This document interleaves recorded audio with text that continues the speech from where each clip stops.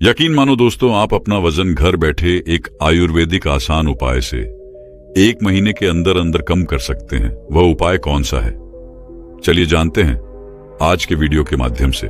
जो abdominal cavity है, इसमें जो इंटरनल ऑर्गन्स है जैसे कि स्टमक, लिवर, इंटेस्टाइन, इन सभी पर इस विजुअल फैट का दबाव बना हुआ है, तो ये हमारे लिए नुकसानदायक है। अब देखते हैं कि इसमें आयुर्वेद का क्या कहना है।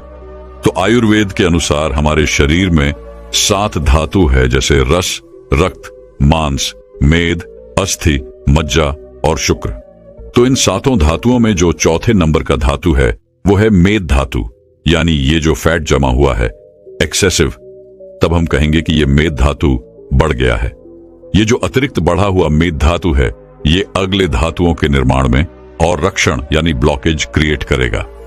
अगले धातु कौन से हैं?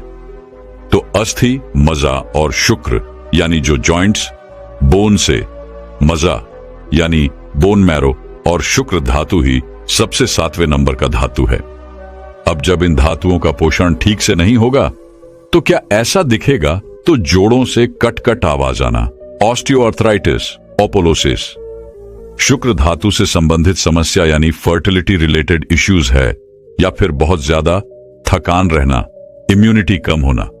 तो ये सिर्फ जो बेली फैट है ये दिखने की बात नहीं है। तो ओवरऑल आपकी जो स्ट्रेंथ है, एनर्जी है, वो कम होगी। शरीर में जो 7 धातु है इनके अपने अपने आदमी है, जिसे धातु आदमी कहा जाता है।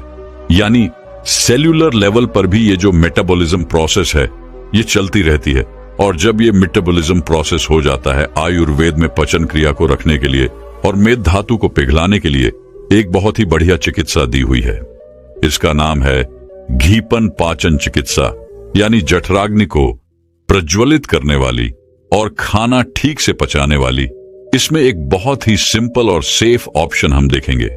इसके लिए आपको 3 इंग्रेडिएंट्स की जरूरत है: धनिया, जीरा, सौंफ यानी कोरिएंडर सीड्स, क्यूमेन सीड्स और फाइनल सीड्स। इन तीनों को साबुत रूप में आपने लेना है और तीनों को इक्वल क्वांटिटी में, यानी लगभग आधा आधा चम्मच। इन तीनों को रात को एक छोटे ग्लास पानी में अपने भिगो के रखना है और सुबह इस पानी को उबालना है जब तक कि वो आधा ना पच जाए। उबाल के फिर इसे छान के आपने उस पानी का एज अ डिटॉक्स वाटर सेवन करना है।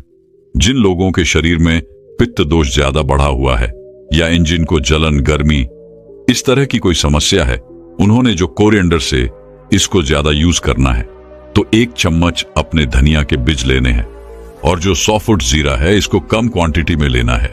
इन्हें लगभग 5 चम्मच आपने ये डालना है ताकि ये बैलेंस हो सके। वैसे देखा जाए तो धनिया की जो तासीर है वो भी गर्म है, ये भी उष्मीय है, लेकिन ये शरीर में पित्त को कम करना ही ये इसकी विशेषता है। अब ये जो डिटॉक्स वाटर है इसका सेवन अपने कितने दिन तक करना है? तो देखिए, ये बहुत सिंपल, बहुत सेफ है, तो आप 2-3 हफ्ते भी इसको कंटिन्यूअस ले सकते हैं। इसमें नुकसान जैसा कुछ है नहीं, पर सुबह आपको इससे बहुत एनर्जेटिक फील होगा। साथ ही में जिन लोगों को जो डाइजेशन है वो स्लो रहता है, ब्लोटिंग है, खाना खाने का मन ना होना, इस तरह की अगर कोई समस्या है वो भी इस डिटॉक्स वाटर से कम होगी, और बेली फैट बर्न होने के लिए भी ये बहुत अच्छे से मदद करेगा। हमारी रसोई में जो मसाले की चीजें हैं, यानी जो स्पाइसेस है, उनका भी यूं के पूर्व प्रयोग हमने करना है, जैसे कि लौंग या काली मिर्च, दालचीनी, अदरक है, जीरा या फिर अजवाइन है, हींग है। तो ये सभी चीजें हम यूज करते आए हैं। तो देखिए, जब भी हम सब्जियां दाल को लगाते रहे तो इनमें से कोई भी चीज जरूर डाली जाती है, ताकि वो जो सब्जी है, दाल है, उसका हम आसानी से पचन कर सके। सावधानी अपने एक ही लेनी है। जिन लोगों के शरीर में पित्त ज्यादा है, जलन, गर्मी, एसिडिटी की समस्या है, तो उन्होंने सावधानी के साथ इसका उपयोग करना है, ताकि आपका मेटाबॉलिज्म तो बूस्ट हो, लेकिन कितना आवर है, इसीलिए इसको युक्त पूर्वक यूज करना है। बेली फैट को नेचुरली बर्न करने का दूसरा जो उपाय है वह है आहार का सेवन।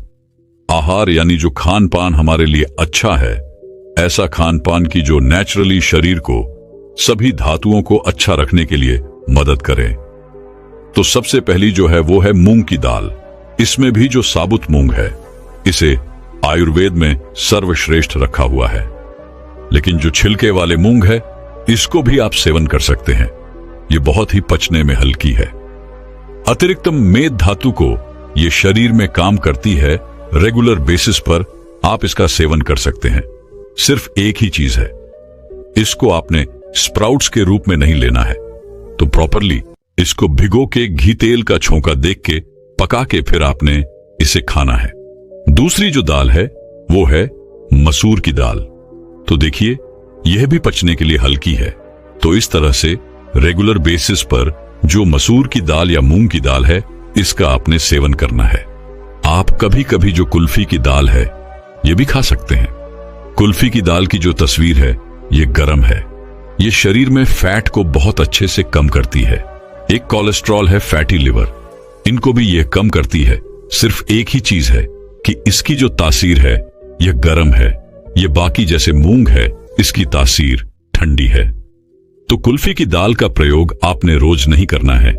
जब सीजन भी बहुत गर्म है, बाहर बहुत ज्यादा धूप है, तभी आपने इसे खाना अवॉइड करना है। लेकिन जिन लोगों को इससे कोई तकलीफ नहीं है, वो हफ्ते में 1 या 2 बार इसे जरूर सेवन कर सकते हैं। जो लोग गेहूं का ज्यादा सेवन करते हैं, तो देखिए जो गेहूं है उसमें जड़ता है, तो ये थोड़ा सा वेट बढ़ाने की तरफ जाता है। तो प्रेफरेबली गेहूं को अवॉइड करते हुए मिलेट्स का सेवन आपने करना है। लेकिन अगर आपको गेहूं बहुत पसंद है और छोड़ना नहीं है, तो आप एक चीज कर सकते हैं कि आपके लंच में आप गेहूं की रोटी लें और शाम को आपने मिलेट की रोटी लेनी है। सुबह के समय हमें बहुत अच्छे से टाइम मिल जाता है। वो खाना अच्छे से पचने के लिए वो टाइम हमें सपोर्ट करता है। लेकिन शाम को ये समय भी कम है। सूर्यास्त के बाद पाचन क्रिया बंद हो जाती है। तो शाम को मिलेट्स का सेवन करना है। जाओ यानी जो बार्ली है, वो भी वेट लॉस के लिए एक बहुत अच्छा ऑप्शन है। तो इसका सेवन भी आप जरूर करें। तो जौ की रोटी या इसका सत्तू बना के आप ले सकते हैं। अब एक ही चीज का आपने ध्यान रखना है। तो जितने भी मिनट्स है, इसमें रूखापन है, रूप शगुन है। तो आपने अगर आपकी शरीर में ऑलरेडी ये रूखापन बढ़ा हुआ है, स्किन में या बालों में बहुत ज्यादा ड्राइनेस है, तो मिलेट की रोटी पर आपने थोड़ा सा घी जरूर लेना है। काफी लोग जब भी उनको वेट लॉस करना है या फैट को कम करना रहता है, तो वो हमेशा घी और तेल पूरी तरह से बंद कर देते हैं। ऐसा आपने नहीं करना है। जो फ्राइड चीजें हैं या फिर छोटे में आपने बहुत ज्यादा तेल घी, वो अवॉइड करना है। लेकिन ऊपर से आप थोड़ा थोड़ा घी जरूर लें, ताकि शरीर में यह स्निग्धता भी बनी रहे। क्या फैट लॉस करने के लिए चावल बंद करना जरूरी है? तो बिल्कुल नहीं। आप चावल जरूर खा सकते हैं, लेकिन इसको पकाने का सही तरीका अपने अपनाने की बहुत जरूरी है। तो किस तरह से खाएं? सबसे पहले तो जो पुराना चावल है, वो आपने यूज करना है। प्रेफरेबली 6 महीना या 1 साल पुराना चावल आप यूज करें। और इसमें भी जो चावल पॉलिश वाला है, वो आपने यूज नहीं करना है। तो जिसके ऊपर एक हल्का सा लेयर है या जो हैंड पोन्ड राइस है, वो अपने यूज करना है आयुर्वेद में। तो जो शक्तिशाली चावल इसमें बताया है, रक्तशाली यानी जो लाल रंग का चावल है। अगर आपको पुराना चावल नहीं मिलता, तो चावल को हल्का सा भून के भी आप रख सकते हैं, ताकि इसमें जो वाटर कंटेंट है वह कम हो सके, वह चावल पचने में हल्का बन सके। और जब भी आप चावल पकाए, तब भी अपने कुकिंग में नहीं पकाना है, खुले बर्तन में। फिर उसका जो माइंड है वह निकाल के उस तरह के चावल का आपने सेवन करना है। इस तरह का चावल ना तो आपको वेट गेन करेगा, ना शरीर में फैट बढ़ाएगा। डायबिटीज वाले भी इस तरह का चावल खा सकते हैं। अब देखिए, जो सोडियम क्लोराइड है, ये शरीर में पानी की रिटेंशन करता है। इससे जो आपको एक भारीपन है या कहीं पर स्वेलिंग है, वह भी समस्या ज्यादा होती है। तो प्रेफरेंस भी सेंधा नमक का आपने इस्तेमाल करना है। ये तो हुआ आहार से संबंधित, लेकिन इसके साथ ही कुछ रूल्स भी आपने फॉलो करने हैं, जिससे खाना खाने का सही समय, तो सुबह का जो खाना है वो हमेशा पित्तकाल में ले। पित्तकाल यानी 10 से लेकर 2 बजे तक का जो समय है, तो 10 या 11 बजे अगर आप आपका खाना खा लेते हैं, तो उसको अगले जो 3 घंटे है, जो पित्त का समय है, उस समय पर उसका पचन और अच्छे से होगा। और फिर ये जो बेली फैट बनने की या फैट डिपोजिशन होने की जो टेंडेंसी है, वो नहीं होगी। शाम का भी जो खाना है, वो आपने हमेशा सूर्यास्त तक या मैक्सिमम 7 साढ़े 7 बजे तक तो भी आपने आपका डिनर कर लेना है। बेली फैट को बर्न करने के लिए तीसरा जो उपाय है वो है बटर मिल्क का सेवन आपने करना है। अब देखिए, काफी लोग दही रेगुलर बेसिस पर लेते हैं, तो दही के जगह पर आपने छाछ का सेवन करना, इसको रिप्लेस करना है, क्योंकि जो दही है वो पचने में भारी है, वो उल्टा जो फैट है वो बढ़ा सकता है। लेकिन जो छाछ है ये बहुत ज्यादा फायदेमंद है। ये पचने में हल्का है, इसमें थोड़ा रूखापन है, ये शरीर में मैदा को, फैट को कम करने का काम करता है। दही में पानी डाल के इसको अच्छे से मठ के ऊपर की जो मलाई है उसको निकाल के और फिर इसे थोड़े से घी में जीरा, हींग, कड़ी पत्ते, इसका झोंका। देखिए, ये जो मसाला छाछ है इसका आपने सेवन करना है। कैसे लेना है? तो आपके मील में ही आपने इसे लेना है। लगभग अगर आप आधा कटोरी या 1 कटोरी छाछ लेते हैं, बीच बीच में आप इसको थोड़ा थोड़ा 2-2 घूंट आपने अगर इसको लिया और जो बचा हुआ है उससे आपने खाने का एंड करना है। इसमें कसेला स्वाद है और आयुर्वेद में जो कसेला स्वाद की चीजें हैं वह खाने के आखिर में लेने के लिए बताई है। तो जो बच गया है, यानी जो पाव या आधी कटोरी जो छाछ है, वह अपने खाने के आखिर में लेना है। अब देखिए, कुछ लोग क्या करते हैं कि उनका खाना होने के बाद 1-1.5 ग्लास छाछ पीते हैं। तो इस तरह नहीं करना है। जैसे खाना खाने के बाद हम पानी भी नहीं पीते, क्योंकि फिर इससे ये खाना पचेगा, अच्छे से नहीं होगी। तो ये सावधानी अपने जरूर लेनी है। खाना खाने के बाद आप पान का सेवन भी कर सकते हैं, क्योंकि इसका जो कसेला स्वाद है वो भी हमें खाना अच्छे से पचाने के लिए, शरीर में कॉफ कम करने के लिए, मेथी को कम करने के लिए फायदा करता है। सावधानी एक ही लेनी है कि इसमें घोलकर या कोई भी मीठी चीज आपने नहीं डालनी है। अगर आप मीठी चीज डालते हैं तो वह पान कॉफ को कम करने की जगह पर कॉफ को बढ़ाएगा।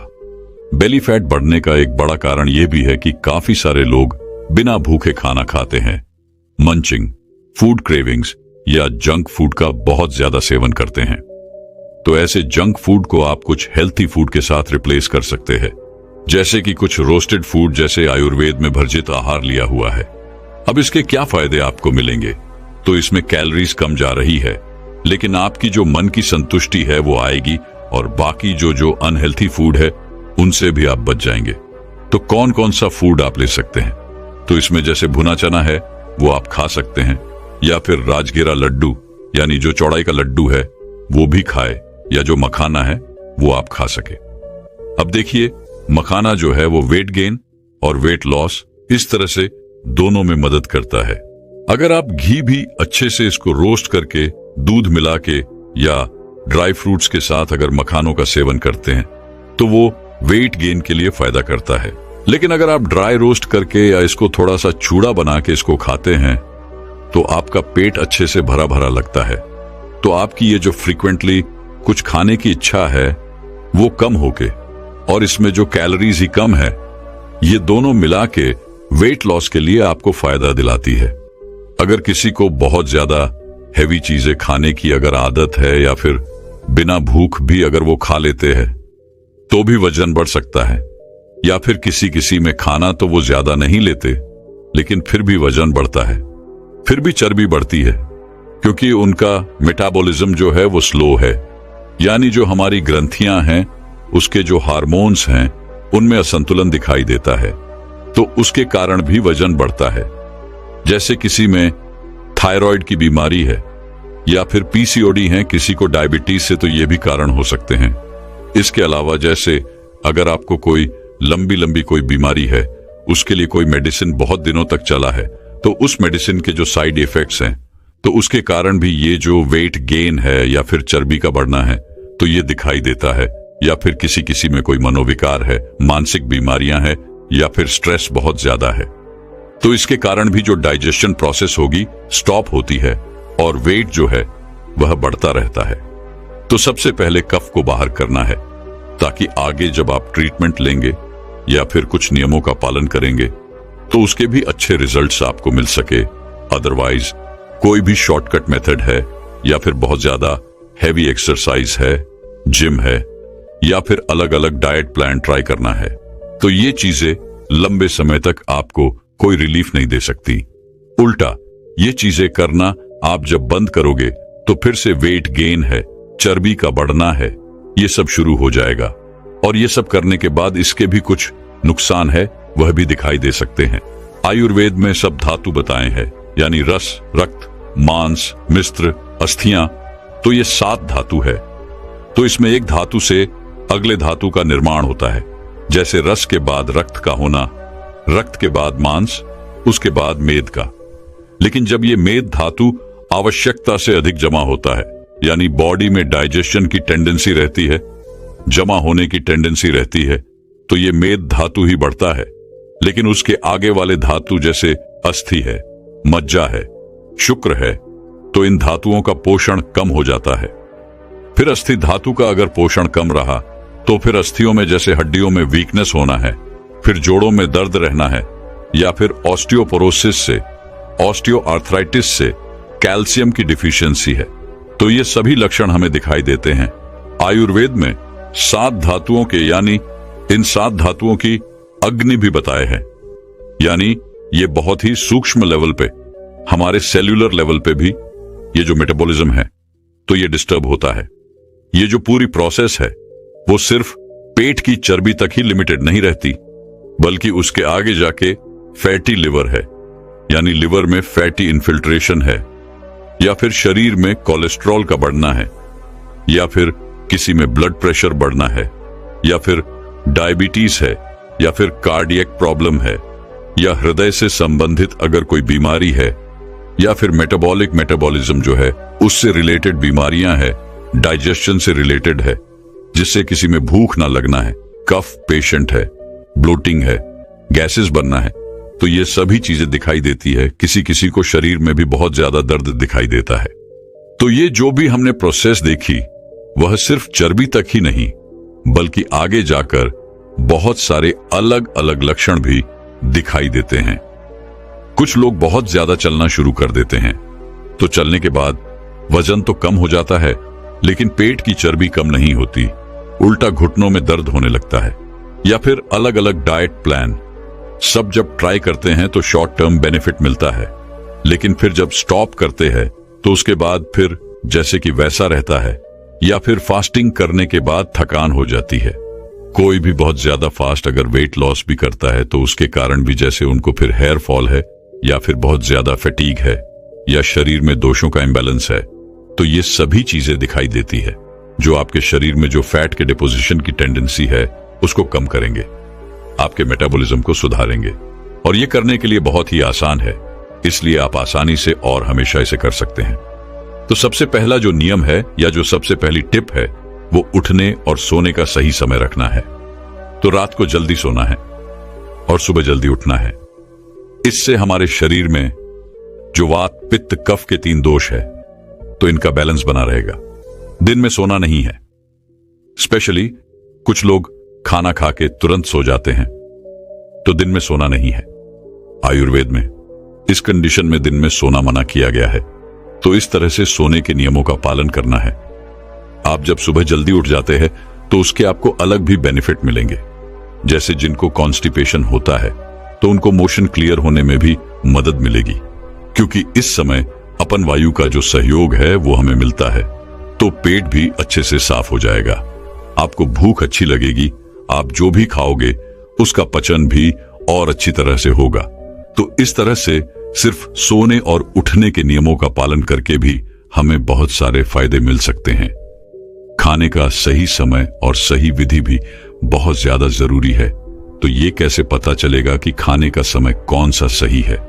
तो जब आपका सुबह मल पूरा साफ हो जाता है, यानी मोशन क्लियर हो जाता है, पहले दिन आपने जो खाया उसका पचन अच्छे से हो जाता है, अच्छी खुलकर भूख लगती है, खाना खाने का मन करता है, तो यह समय खाना खाने के लिए सही समय है। और खाना कितना खाना है तो मात्र पूर्वक, यानी जितनी क्वांटिटी में आप उसे इजीली पचा सको तो उतनी ही खाने की क्वांटिटी आपने रखनी है। अब ये देखते हैं कि खाने की विधि कैसी होनी चाहिए।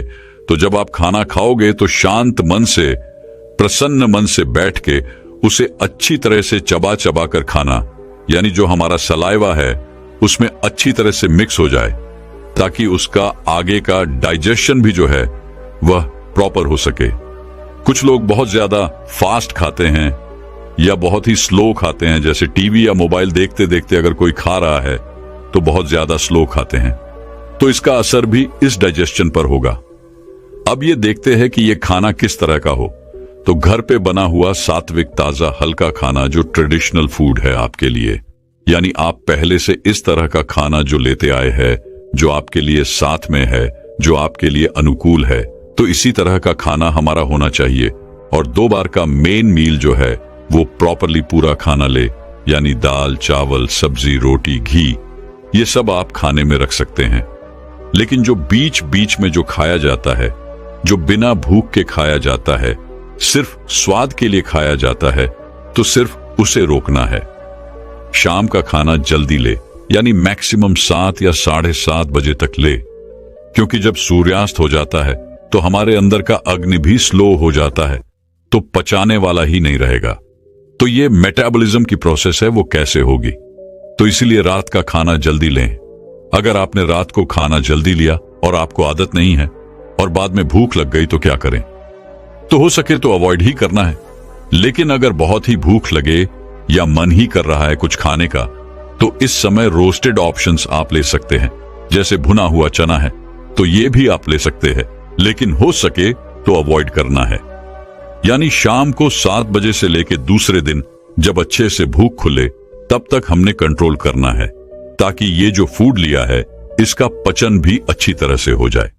और दूसरा ये है कि हमारी प्रकृति का विचार करके, अग्नि का विचार करके, उस समय के मौसम का विचार, हमारी उम्र का विचार या शरीर की अवस्था का विचार, यह सभी चीजें खाना खाते समय भी करना बहुत जरूरी है। कुछ लोग वेट कम करने के लिए खाना स्किप करके फ्रूट्स, सैलेड या फिर सूप इस तरह से लेना प्रेफर करते हैं, लेकिन ऐसा नहीं करना है, क्योंकि ये लॉन्ग टर्म में हमें नुकसान कर सकता है। तो प्रॉपर हमारा जो खाना है, जो ट्रेडिशनल फूड है, वो पूरा लेना है। तो इसमें कुछ लोग चावल भी बंद कर रहे हैं, तो आपको चावल भी बंद करने की जरूरत नहीं है, सिर्फ इसे प्रेशर कुकर में नहीं पकाना है। दालों में जैसे मूंग की दाल बहुत बेहतर है, लेकिन आप जैसे मसूर है, दाल है, तो ये भी आप ले सकते हैं खाने में। जैसे आप गेहूं का सेवन आप कम करना है, क्योंकि इससे वेट गेन होता है। लेकिन बाकी जो ग्रेन्स है, जैसे ज्वार है, बाजरा है, नाचनी है या फिर शव है, तो इनकी रोटी है वो आप खाने में ले सकते हैं।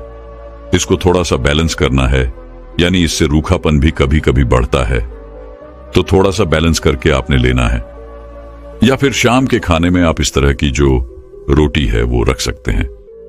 दालों में हमने उड़ीद की दाल है या चने की दालें जो थोड़ी सी हैवी है तो वो अवॉइड करने हैं। सब्जियों में आप अलग अलग सब्जियां यूज कर सकते हैं, जैसे कद्दू है, लौकी है, पंपकिन है, करेला है, भिंडी है, तो इस तरह से सारी सब्जियां आप प्रेफर कर सकते हैं। इसमें खाने में आप घी जरूर रखिए, स्पेशली गाय का घी जो अग्नि को बढ़ाता है, मेटाबॉलिज्म को बढ़ाता है। हाँ, लेकिन घी लेते समय ऊपर से कच्चा घी लेना है जो अग्नि को बढ़ाएगा। फ्राइड चीजें नहीं लेनी है, लेकिन ऊपर से घी का जरूर सेवन करना है। खाने में आप छाछ भी रख सकते हैं, तो छाछ यानी बटर मिल्क आपको घर पर बना हुआ जो फ्रेश बना है तो वो ले, उसको भी आधा डाइजेस्टिव बनाने के लिए उसको आप सूखा लगा सकते हैं। उसमें जीरा है, हींग है, खड़ी पत्ता है। लेकिन दही, पनीर, चीज, ये चीजें अवॉइड करनी है। इसके अलावा खाने में जो मसाले की चीजें हैं जो थोड़े से गर्म नेचर की है, वो भी आपको हेल्प करेगी, लेकिन इनका जो प्रयोग है वो युक्ति पूर्वक करना है ताकि शरीर में पित्त दोष ना बढ़े। तो इसमें फिर मसालों की चीज है, जैसे लहसुन है, अजवाइन है, हींग है, जीरा है, या फिर जो काली मिर्च है, पिपली है, सौंठ है या पुदीना जैसी चीज है। तो ये सभी चीजें आपके डाइजेशन को इंप्रूव करने में मदद कर सकती है। आप फास्टिंग भी कर सकते हैं, यानी हमारे खाने में 6 स्वाद, 6 टेस्ट होना जरूरी है, यानी मीठा, खट्टा, तीखा, कड़वा। तो ये 6 स्वाद हमारे खाने में होने चाहिए। लेकिन जिनको वजन कम करना है वो पहले के 3 स्वाद जो है, यानी मीठा, खट्टा, तो ये स्वाद की जो चीजें है वो खाने में कम रखे, ताकि ये 3 स्वाद है, इसके कारण शरीर में कफ थोड़ा बढ़ता है। तो जिनको वजन बढ़ाना है वो ये 3 चीजें खाने में ज्यादा रखे जिनको वजन कम करना है, तो वो मीठी सारी चीजें हैं उनको खाने में कम रखे। और कौन से स्वाद अपने ज्यादा लेने हैं, तो तीखा कड़वा की जो चीजें हैं तो वह आप खाने में ज्यादा रखें। तो जो भी चटपटी चीजें हैं तो वह आप खाने में ज्यादा रख सकते हैं। या फिर जो यानी कड़वी चीजें हैं जैसे करेला वगैरह है, या कसली चीज है जैसे आंवला है, हरड़ है, तो ये सभी चीजें शरीर में कफदोष को कम करने के लिए, वजन को कम करने के लिए मदद कर सकती है। पानी पीने के कुछ नियम भी वजन को कम करने में मदद करेंगे आपको। आप अगर गर्म पानी पीते हैं तो यह भी शरीर में मैदा धातु को, चर्बी को कम करने में मदद करता है। अगर आपको गर्म पानी भी नहीं पीना है तो भी पानी को उबाल के फिर से ठंडा करके भी अगर आप लेते हैं तो ये पानी भी पचने में हल्का होता है। लेकिन सिर्फ प्यास के अनुसार आपने इस पानी को लेना है, बहुत ज्यादा एक्सेस में नहीं लेना है। शहद का पानी भी आप ले सकते हैं, यानी पानी में शहद को डाल के भी आप ले सकते हैं, लेकिन शहद कभी भी गर्म पानी में नहीं डालना है। पानी उबाल के ठंडा करके फिर उस पानी में अगर आप शहद डालो तो इसका फायदा भी वजन कम करने के लिए, चर्बी को कम करने के लिए आपको मिल सकता है। ऊषा पानी, यानी सुबह सुबह बिना प्यास के भी पानी पीना, तो ये आपके मेटाबॉलिज्म को स्लो कर सकता है, अग्नि को जो है वो भी स्लो कर सकता है। तो इसमें शरीर में डिपोजिशन की टेंडेंसी बढ़ सकती है। तो सुबह भी अगर प्यास है तो जितनी प्यास है उतना ही पानी पीना है। दिन में भी आपको जब प्यास लगे तो प्यास के अनुसार ही आपने पानी लेना है, जबरदस्ती पानी नहीं पीना है। कुछ लोग खाना खाते समय बिल्कुल पानी नहीं लेते, तो खाना खाते समय एक एक घूंट पानी आपने जरूर लेना है। यानी खाना खाते समय थोड़ा थोड़ा पानी, यानी एक एक घूंट पानी का सेवन आपको करना है, ताकि इस अन्न का जो पचन है वह पूरी तरह से हो, उसको जैसे प्रॉपर मिक्सिंग के लिए यह मदद कर सके। यानी खाना खाने के बाद फिर अगला 1-1.5 घंटा हो सके तो पानी पीना थोड़ा सा रोक देना है। अगर इस समय पर भी अगर आपको किसी मेडिसिन को लेना है, अब बहुत ही ज्यादा प्यास लगी, तो आप एक एक घूंट पानी ले सकते हैं। सूर्यास्त तक के बाद का पानी भी हमने कम करना है, क्योंकि उस समय में भी अग्नि स्लो है, तो पानी को थोड़ा सा संभाल के लेना है। तो इस तरह से सिंपल कुछ पानी पीने के नियम भी वजन को कंट्रोल करने में आपको मदद कर सकते हैं। वेट को और चर्बी को कम करने के लिए कुछ योगासन भी आपको बहुत अच्छे से मदद कर सकते हैं, जिसमें सूर्य नमस्कार है, पवन मुक्तासन है, धनुरासन है, भुजंगासन, सर्वांगासन। तो इस तरह के आसन भी इस एब्डोमिनल फैट को कम करने में मदद कर सकते हैं। सिर्फ मॉर्निंग वॉक या सिर्फ चलना काफी नहीं है। तो जो एब्डोमिनल मसल्स हैं, जो चर्बी जमा है, जो फैट है, तो उसको कम करने में वहां पर स्ट्रेच मिलने के लिए जो योगासन है तो वो आपको इसमें मदद कर सकते हैं। मन को भी शांत प्रसन्न रखना बहुत जरूरी है। अगर आपका मन शांत है तो शरीर में अगर स्ट्रेस है, एंजाइटी है, फियर है या फिर कोई मनोविकार है तो उनको कम होने में मदद मिलेगी। आपका डाइजेशन अच्छा होगा, और अगर अब मेटाबॉलिज्म डाइजेशन अच्छा है तो शरीर में इस तरह की चर्बी जमा नहीं होगी। तो इस तरह से मन को प्रसन्न बनाए रखने के लिए ओंकार, प्राणायाम है, ये सभी चीजें आपको मदद करेगी। आपका मन शांत रहेगा और ओवरऑल जो आपका डाइजेशन है वह भी अच्छा रहेगा। आयुर्वेद में औषधि चिकित्सा देते समय कारणों का भी विचार किया जाता है, क्योंकि इस वेट या चर्बी को बढ़ने के लिए जो कारण है, उन कारणों के लिए चिकित्सा देना सबसे ज्यादा जरूरी है। लेकिन ओवरऑल इसमें पाचन चिकित्सा दी जाती है। दिप्पन यानी अग्नि को बढ़ाने के लिए है, और पाचन यानी हमारा पाचन जो है वो अच्छी तरह से हो, तो उसके लिए भी दवाइयां दी जाती है, क्योंकि हर व्यक्ति में उसके जो चर्बी के बढ़ने का जो कॉज है वह भी अलग है। तो इस तरह से कोई भी एक ट्रीटमेंट, एक दवाई सबके लिए असर नहीं कर सकती। दोस्तों, मैं उम्मीद करता हूं कि यह कहानी सुनने से आपके जीवन में अच्छे बदलाव आए होंगे। आपको इस वीडियो से क्या सीखने मिला ये कमेंट करके जरूर बताइए, और अपने परिवार स्विंगल दोस्त या आपके करीब इंसान के साथ ये कहानी शेयर करके उन्हें भी इस ज्ञान से परिचित करवाए। बाकी अगर आपको ये वीडियो दिल से अच्छी लगी, हाँ, तो ही इस वीडियो को लाइक कर देना। और आपने अब तक इस चैनल को सब्सक्राइब न किया हो तो चैनल को सब्सक्राइब भी जरूर कर देना।